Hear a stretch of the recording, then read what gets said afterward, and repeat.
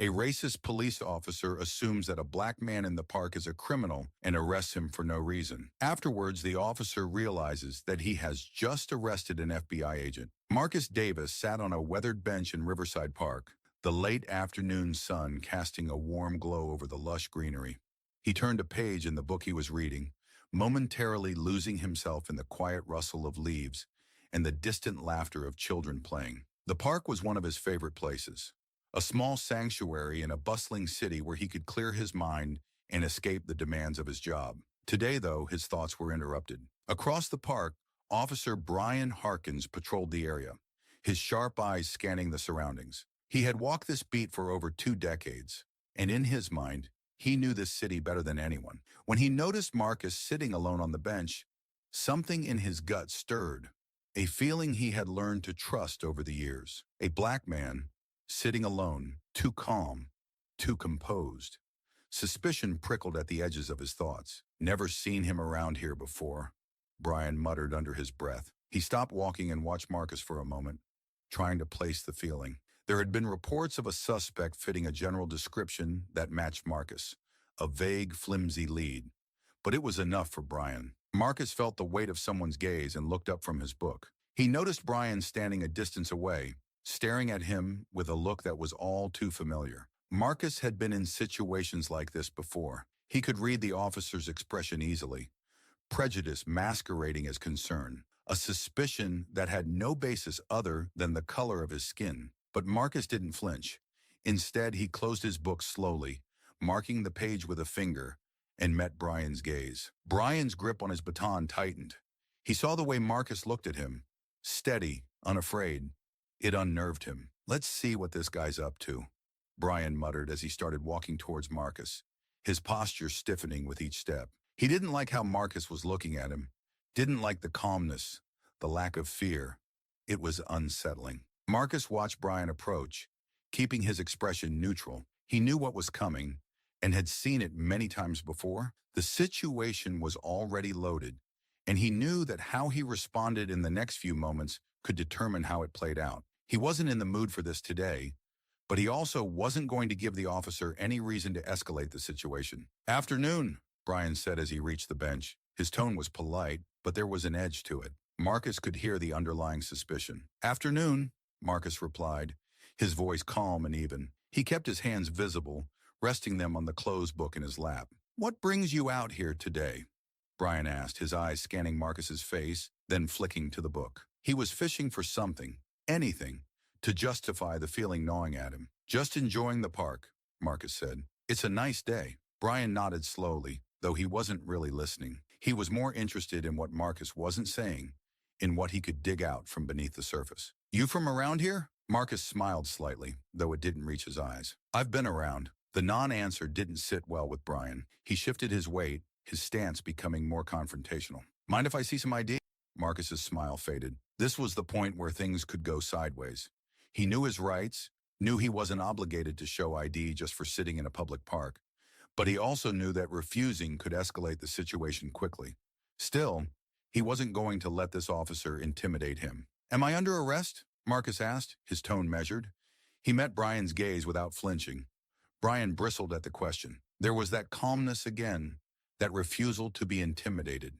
It made him uneasy, made him feel like he was losing control of the situation. "You will be if you don't cooperate," Brian shot back, his hand moving to rest on his holster. Marcus took a slow breath, keeping his expression neutral. He didn't like where this was heading, but he wasn't going to back down. "I'm just sitting in a park," he said, his voice steady.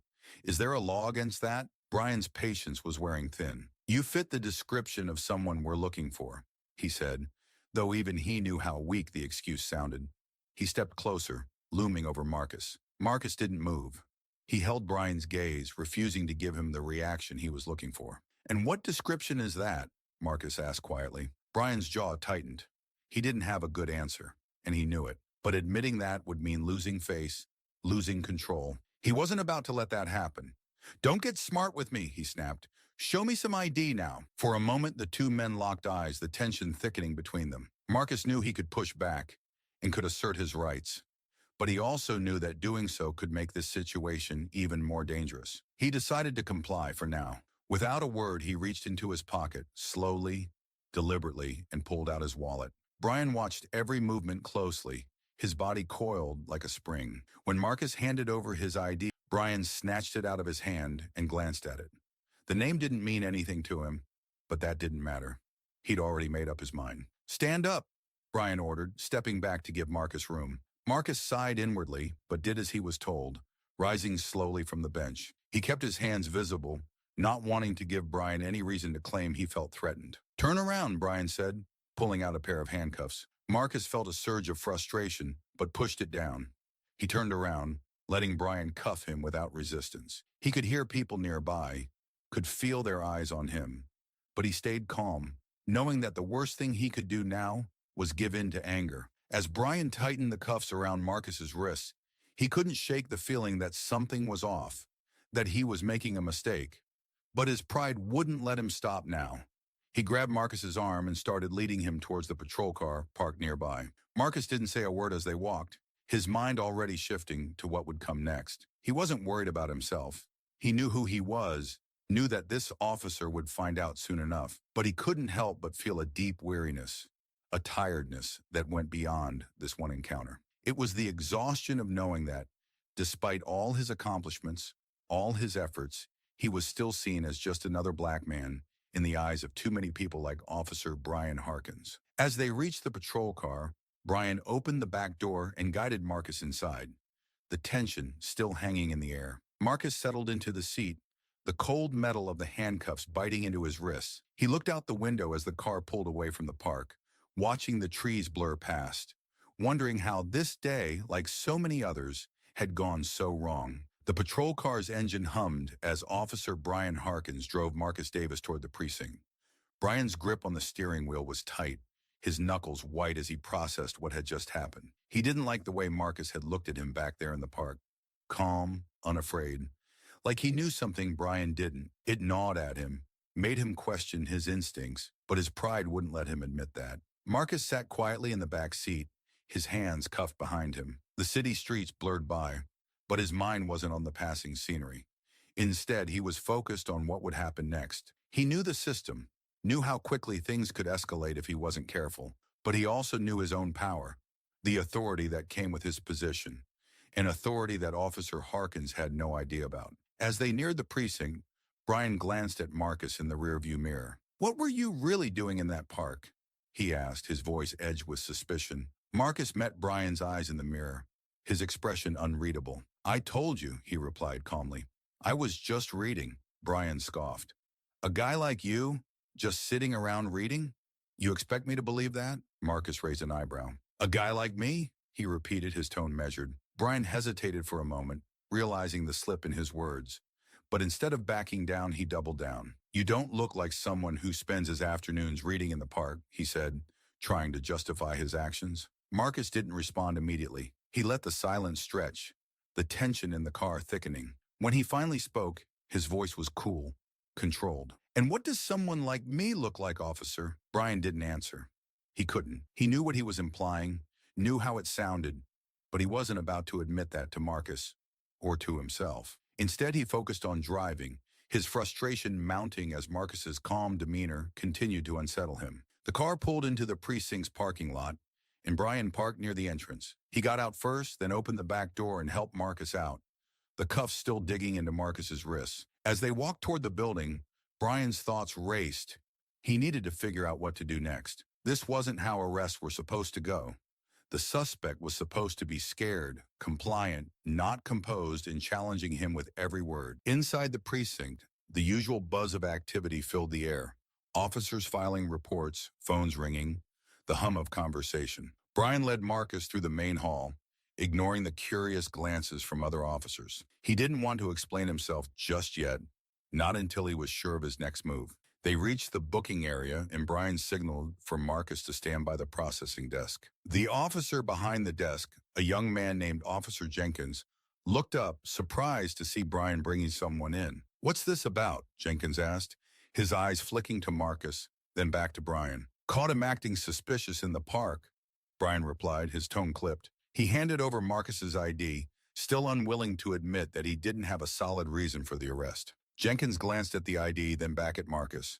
There was a flicker of recognition in his eyes, but he quickly masked it, nodding as he began typing into the computer. Marcus noticed the brief hesitation, filing it away in his mind.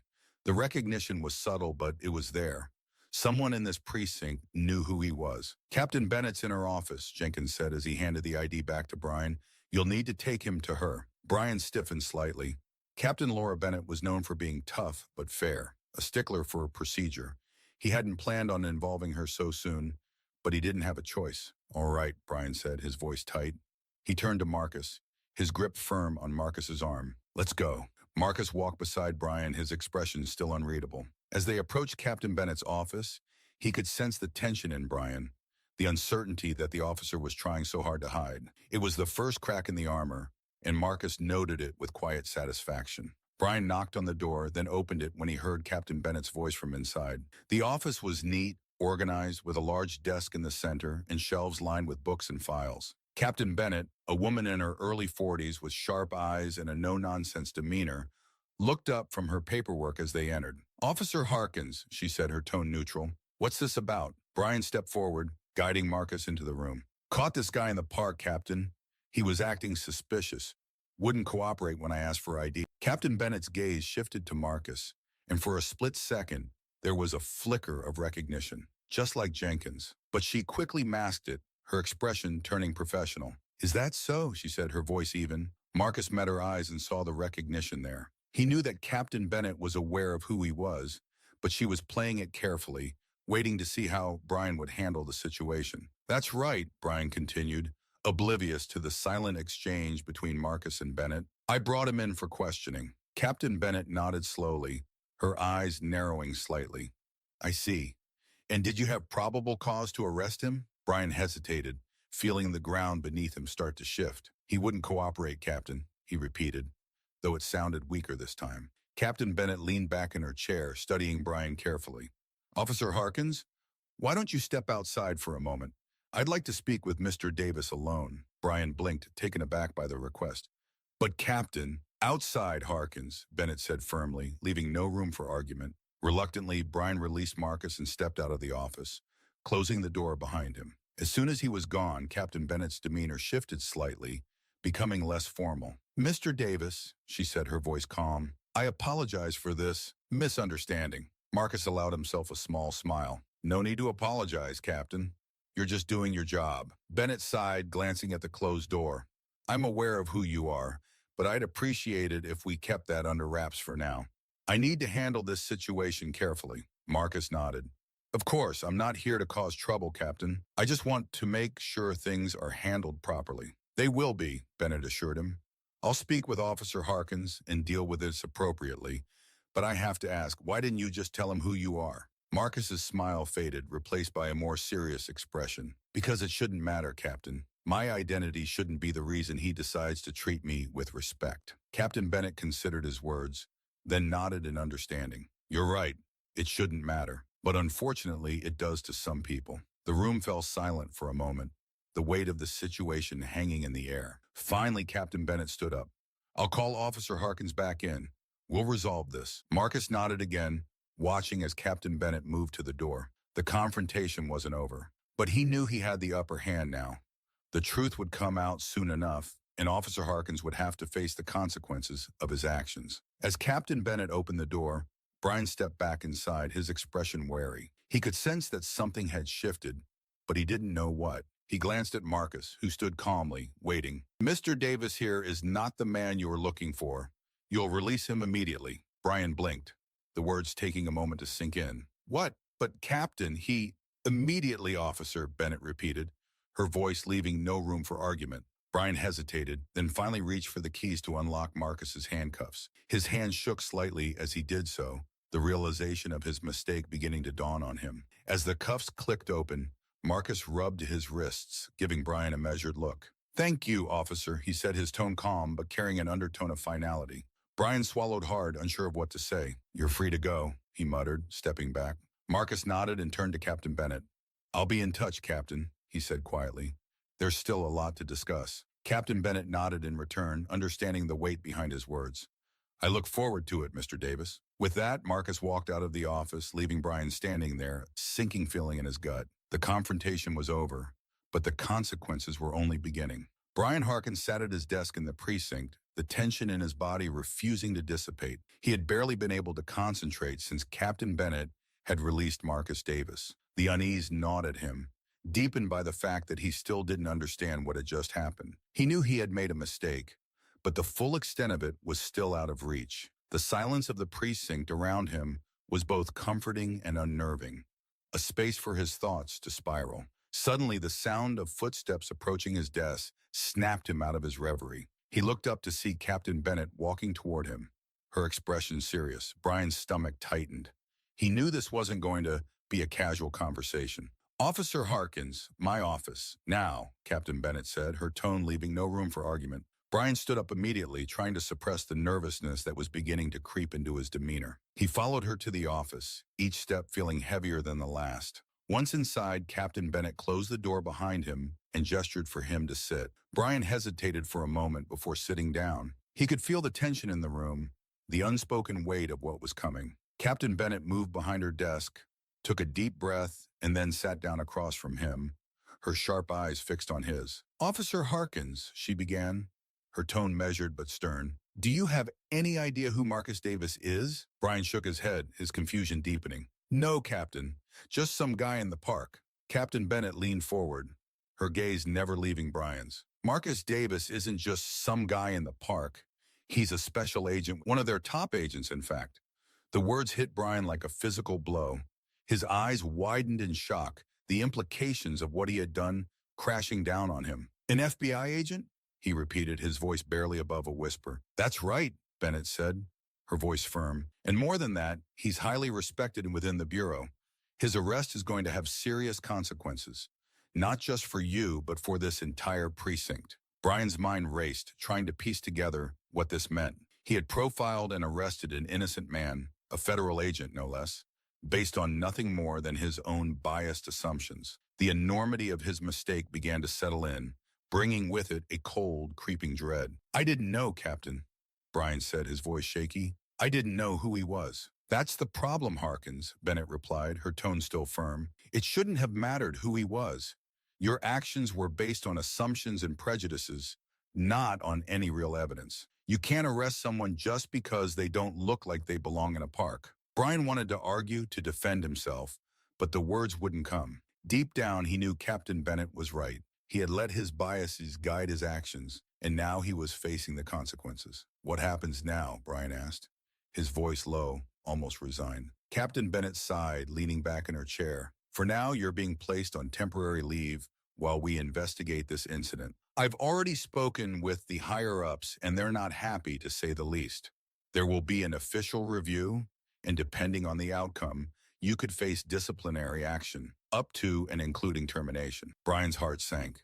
Termination. The word hung in the air like a death sentence. He had been a cop for over 2 decades, and the thought of losing his job, his career, was almost too much to bear. But as much as he wanted to deny it, he knew he had no one to blame but himself. I understand, Captain," Brian finally said, his voice barely above a whisper. Bennett studied him for a moment, her expression softening slightly. "I know this isn't easy to hear, Harkins, but you need to understand that your actions have consequences, not just for you, but for the people you serve. We can't afford to have officers who let their biases dictate their decisions." Brian nodded, though his mind was still reeling.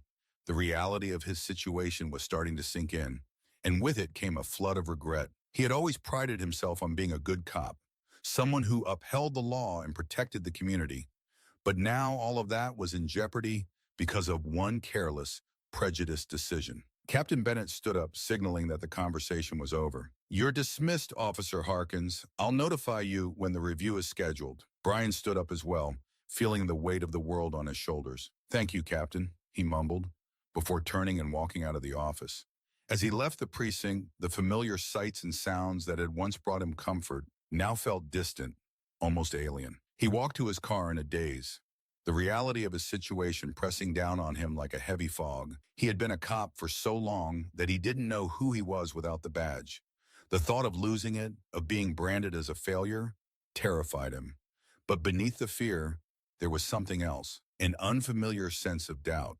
For the first time, Brian was forced to confront the fact that maybe, just maybe, he wasn't the upstanding officer he had always believed himself to be. That maybe he had let his biases and prejudices guide his actions more than he was willing to admit. As he drove home, the city streets passing by in a blur, Brian couldn't shake the image of Marcus Davis's calm, unflinching gaze. It was a look that had unsettled him from the start, and now he understood why. Marcus had seen right through him, had known exactly what was happening, even before Brian himself did. When Brian finally arrived home, he sat in his car for a long moment, staring at the steering wheel. The day's events played over and over in his mind, each repetition making the weight of his actions heavier. He didn't know what the future held, but he knew that his life had just changed irrevocably. With a heavy sigh, Brian got out of the car and walked into his house, the silence of the empty rooms pressing in on him. He sank into a chair, his thoughts a tangled mess of fear,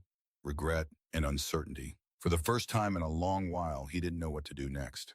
Brian Harkins stood in the corridor outside the conference room, his heart pounding in his chest. The precinct was quieter than usual, the atmosphere heavy with the anticipation of what was about to unfold. The official review was about to begin, and Brian knew that every word he said in the next hour would determine the future of his career. He glanced at his reflection in the window across from him. The man staring back looked older, more worn than he had just days ago. There was a stiffness in his posture, a tightness around his eyes that hadn't been there before. He straightened his uniform, took a deep breath, and forced himself to focus. This was his chance to explain, to justify his actions, though deep down he wasn't sure how to do that anymore. The door to the conference room opened, and Captain Bennett appeared, her expression unreadable. "We're ready for you, Officer Harkins," she said, her voice steady. Brian nodded, swallowing hard as he followed her into the room. Inside, the atmosphere was tense. The long table was lined with stern-faced officials, representatives from the precinct's Internal Affairs Division, a couple of high-ranking officers, and at the far end, a man in a suit whom Brian instantly recognized as Marcus Davis. Marcus's presence was like a punch to the gut. Brian had hoped that he wouldn't be there, that he wouldn't have to face him again. But there he was, sitting calmly, his eyes focused on Brian as if studying him. The look in those eyes was the same as before, calm, unflinching, but with an edge of quiet authority that made Brian feel small. Captain Bennett took her seat at the head of the table, motioning for Brian to sit in the chair opposite her one. He did so, trying to ignore the way his palms were sweating. The room was silent, the weight of judgment heavy in the air. "Officer Harkins," Bennett began, her tone formal, "this review is to determine the appropriateness of your actions during the arrest of Mr. Marcus Davis.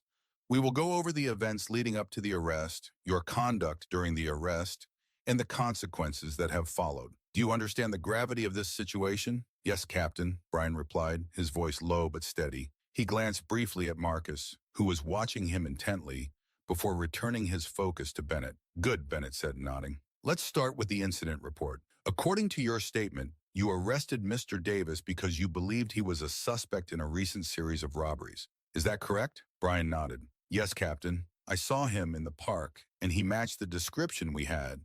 Tall, black male, early 40s. He was acting suspiciously, so I approached him." "And what exactly was suspicious about his behavior?" Bennett asked, her tone neutral but probing. Brian hesitated, knowing that his answer here was crucial. "He was alone, just sitting there, and when I asked for his ID, he was evasive." "Evasive how?" Bennett pressed. "He didn't want to show me his ID right away," Brian explained, though even as he said the words, they sounded weak to his own ears. "He seemed like he was hiding something." Marcus's voice cut through the air, calm but firm. "I was reading a book, Officer Harkins. Not exactly the behavior of a criminal on the run." Brian flinched slightly at Marcus's words but kept his focus on Bennett. "I was just doing my job, Captain. I was trying to protect the community." "And did you find anything on Mr. Davis that would indicate he was involved in any criminal activity?" Bennett asked, her eyes narrowing slightly. Brian shook his head. "No, Captain. He was clean." There was a pause, a heavy silence that filled the room as everyone processed what had been said. Then one of the internal affairs officers spoke up, his voice stern. "Officer Harkins, did it ever occur to you that Mr. Davis might have been telling the truth, that he wasn't the suspect you were looking for?" Brian hesitated again, his mind racing for the right words. I was following protocol.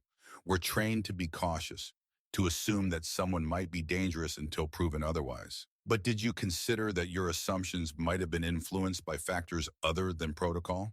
The officer asked pointedly. Brian's throat tightened.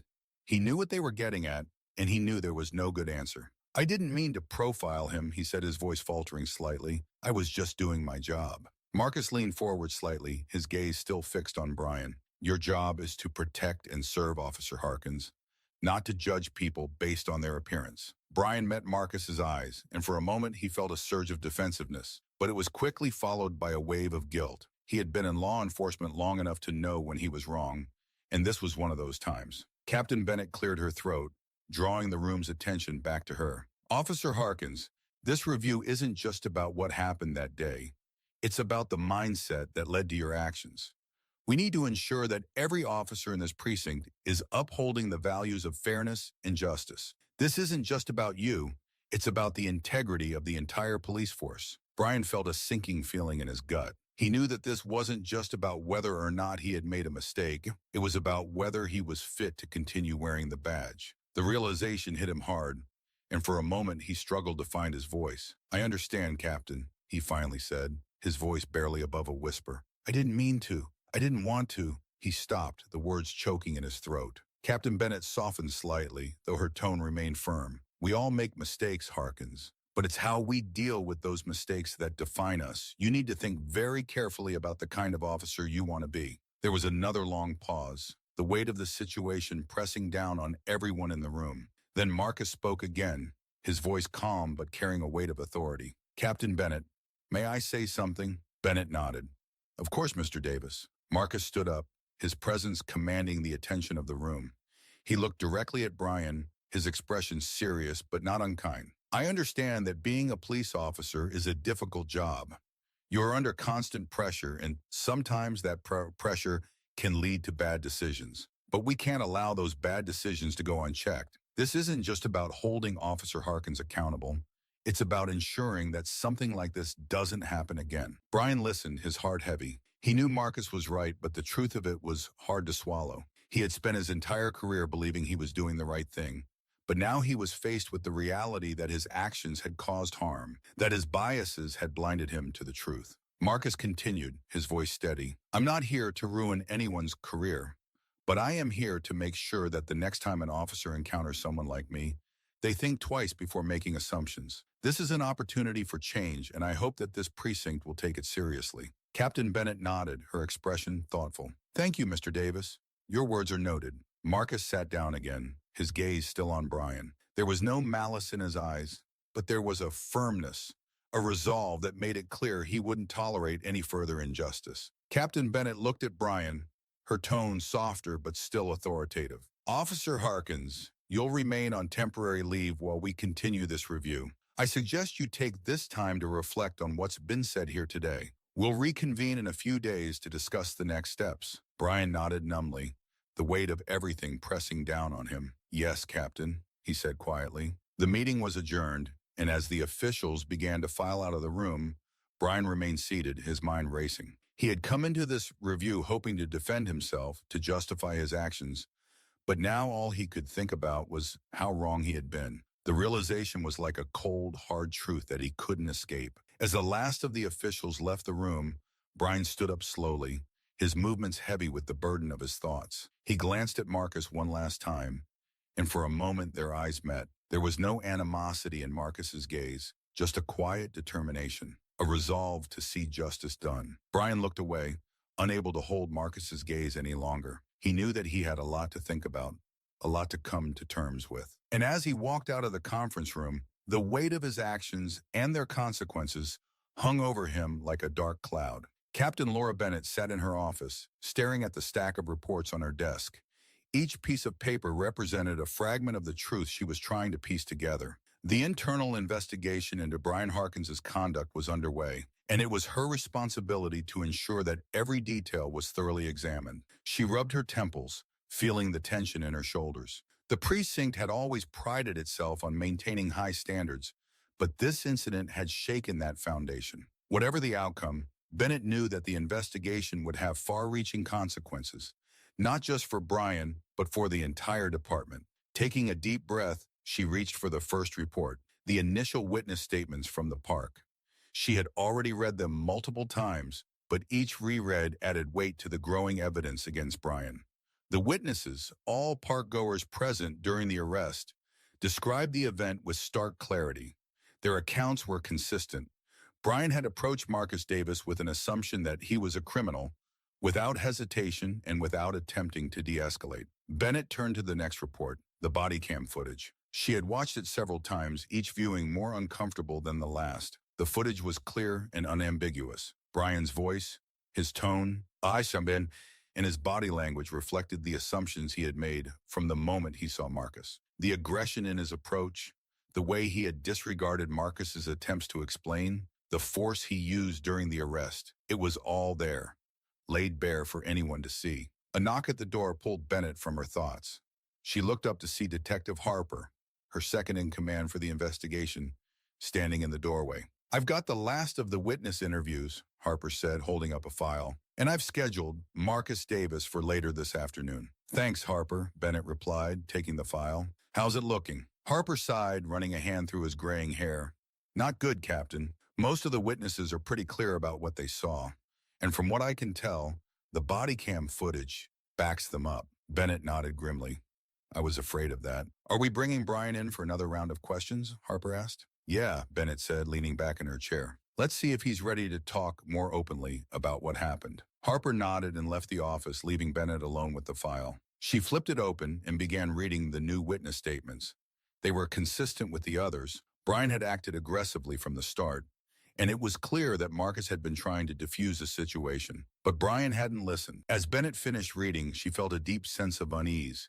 She had known Brian for years. He had always been a solid officer, but this incident had exposed a side of him that Bennett had never seen before. The hours passed slowly as Bennett continued to review the evidence. Finally, there was another knock at her door, and Harper entered, followed by Brian. "Come in, Harkins," Bennett said, keeping her voice neutral. Brian looked exhausted, his eyes dark with sleeplessness. He sat down across from Bennett, glancing nervously at Harper, who took a seat beside him. "We're going to go over the events of that day again," Bennett said, leaning forward slightly. "I need you to be completely honest with us, Brian. This is your chance to explain your side of the story." Brian nodded, but his expression was tight. "I understand, Captain." Bennett glanced at Harper, who started the questioning. "Brian, walk us through what was going through your mind when you first saw Marcus Davis in the park." Brian hesitated, his eyes shifting as he searched for the right words. I saw a man who fit the description of the suspect we were looking for.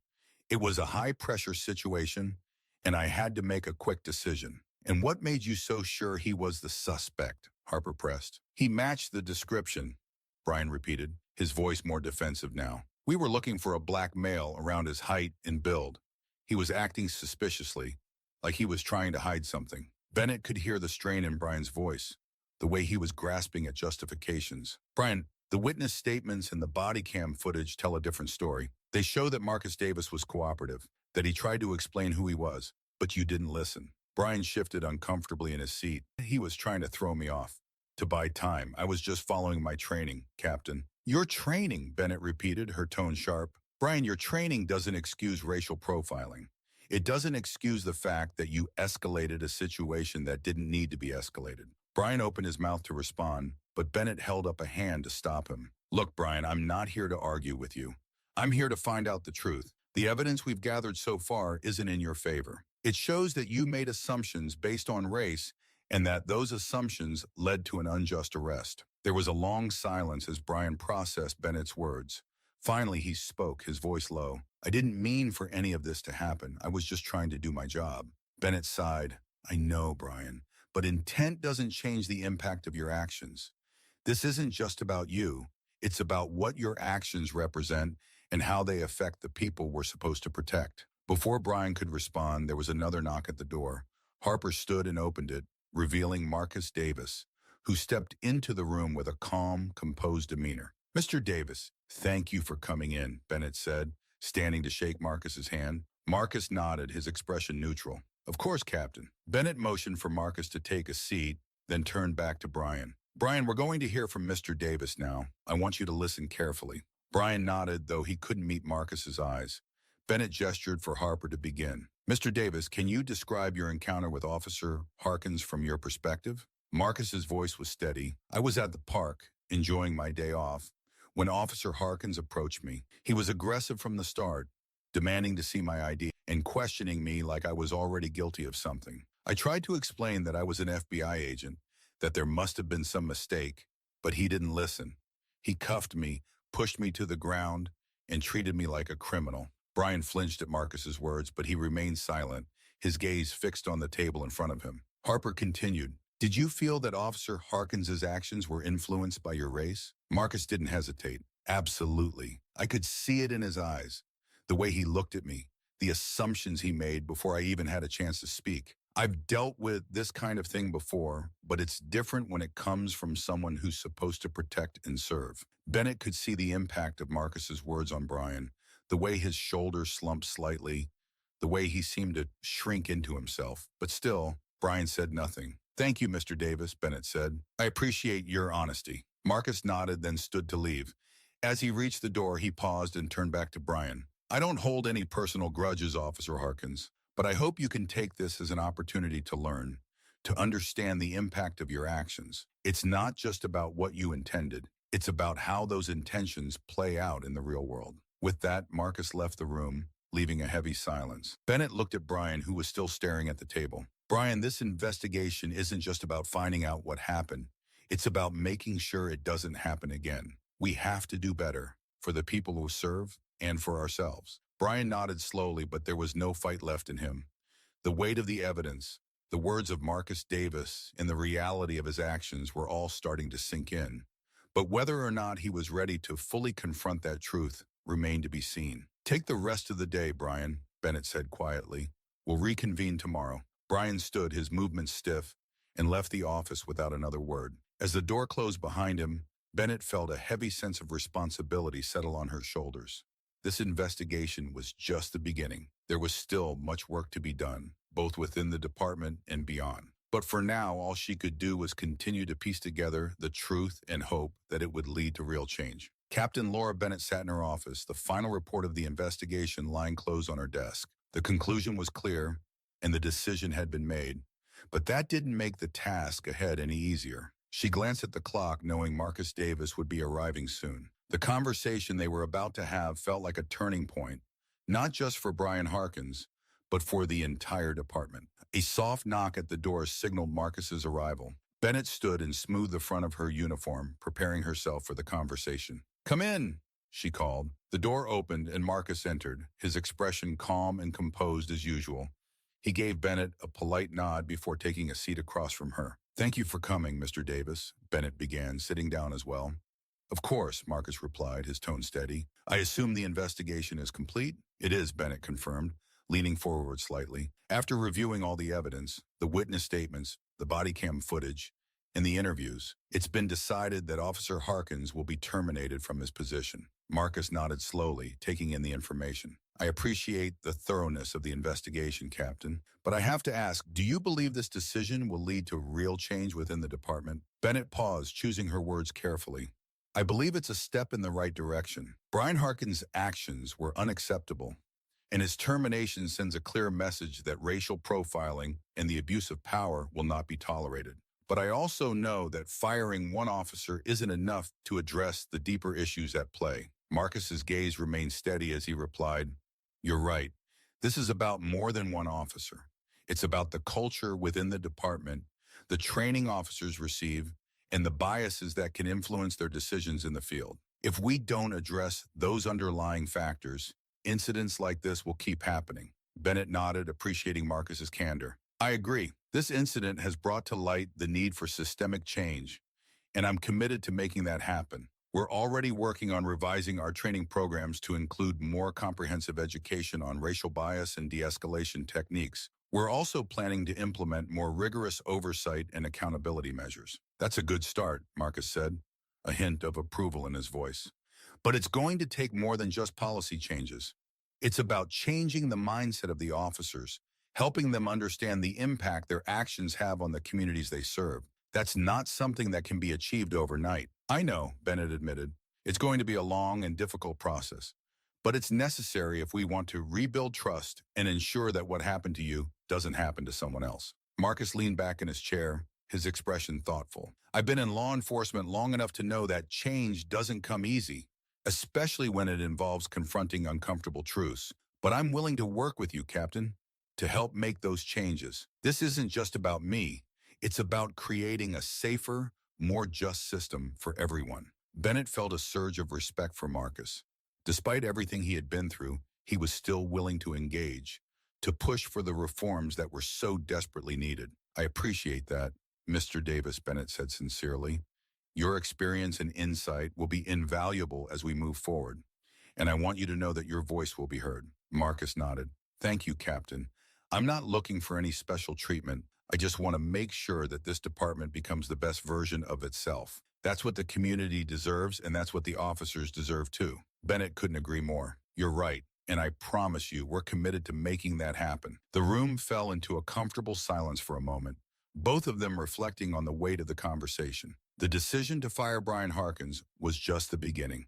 The real work lay ahead, in the reforms and the cultural shift that would be necessary to prevent future injustices. As Marcus stood to leave, Bennett rose as well, extending her hand. Thank you again, Mr. Davis. I look forward to working with you. Marcus shook her hand firmly. Likewise, Captain. Let's make sure this is a turning point, not just a momentary reaction. With that, Marcus left the office, leaving Bennett alone with her thoughts. She glanced at the closed investigation report on her desk one last time before turning her attention to the future. The decision had been made, but now it was up to her and the department to ensure that it led to real and lasting change. She knew the road ahead would be difficult, filled with resistance and challenges, but Bennett was ready. This was about more than just one officer, more than just one incident. It was about doing what was right, no matter how hard that might be. With renewed determination, Bennett reached for her phone and began making the calls that would set the reforms in motion. The department needed to evolve, and she would do everything in her power to make sure it did. The morning was overcast as Marcus Davis walked up the steps of the precinct. The air felt heavy, like the city itself was holding its breath, waiting to see what would happen next. Inside, the atmosphere was tense but charged with a sense of anticipation. The changes Captain Bennett had promised were starting to take shape, but there was still a long road ahead. As Marcus entered the building, he noticed the subtle shifts in the environment. A new bulletin board near the entrance displayed information about upcoming workshops on racial bias and de-escalation techniques. Officers moved through the halls with a different energy, their conversations quieter, more serious. The events of the past few weeks had left an indelible mark on everyone. Marcus made his way to Captain Bennett's office, nodding politely to the officers he passed. Some returned the gesture with respect, while others avoided his gaze, still grappling with the fallout of what had happened. When he reached Bennett's office, he found the door slightly ajar. He knocked softly before pushing it open. "Come in," Bennett called, looking up from her desk. Marcus stepped inside, closing the door behind him. Bennett rose from her chair and offered him a warm smile. "Good to see you again, Mr. Davis." "Likewise, Captain," Marcus replied, taking a seat across from her. "I wanted to see how things were progressing." Bennett nodded, her expression serious but determined. "We're making headway. The new training programs are being rolled out, and we're implementing stricter oversight to ensure accountability. It's a start, but there's still a lot of work to be done." Marcus appreciated her honesty. "Change takes time, but it's encouraging to see the steps you are taking. How's the department handling it?" "There's been some pushback," Bennett admitted. "Not everyone is on board, but most of the officers understand that these changes are necessary.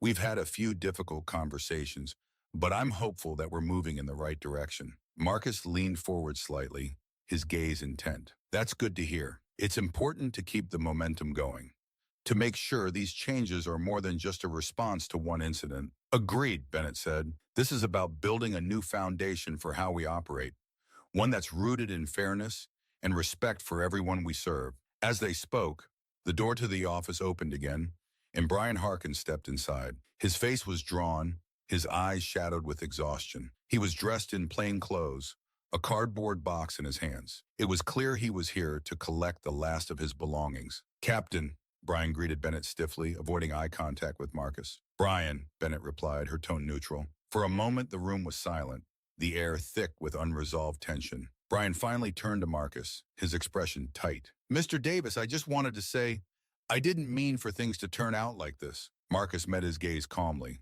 It's not about what you meant, Officer Harkins. It's about what you did and the impact it had. Intentions don't excuse actions. Brian flinched at the bluntness of Marcus's words, but he nodded, accepting the truth. I know, I don't know how to fix this. You can start by acknowledging the problem, Marcus said evenly. We all have biases, but it's how we deal with them that matters. You have the opportunity to learn from this, to become a better person because of it. Brian's shoulders slumped slightly, the weight of the situation pressing down on him. He turned back to Bennett, his voice barely above a whisper. I suppose this is it then. Bennett nodded, her expression softening. It doesn't have to be the end, Brian. You can still choose to grow from this, to make changes in your life. But that's up to you. Brian stood there for a moment, as if considering her words, before giving a brief nod. I'll think about it.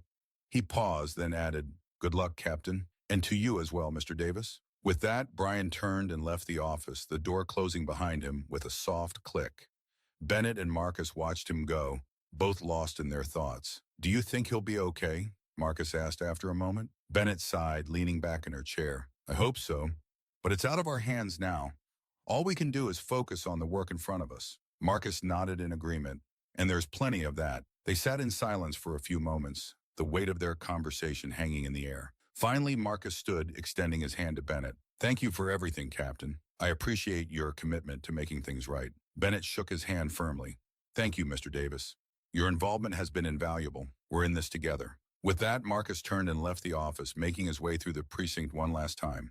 As he walked down the halls, he could feel the eyes of the officers on him, some curious, some contemplative. He knew that change wouldn't come easily, but he also knew that it was necessary. The events of the past few weeks had opened a door, and it was up to all of them to walk through it. As Marcus stepped out into the cool morning air, he took a deep breath, feeling a sense of resolve settle over him. The path ahead would be challenging, but he was ready to continue the fight for justice. This was just the beginning, and he was determined to see it through. With renewed determination, Marcus walked away from the precinct, his mind already turning to the next steps in his work. There was so much more to be done, but for the first time in a long while, he felt a glimmer of hope.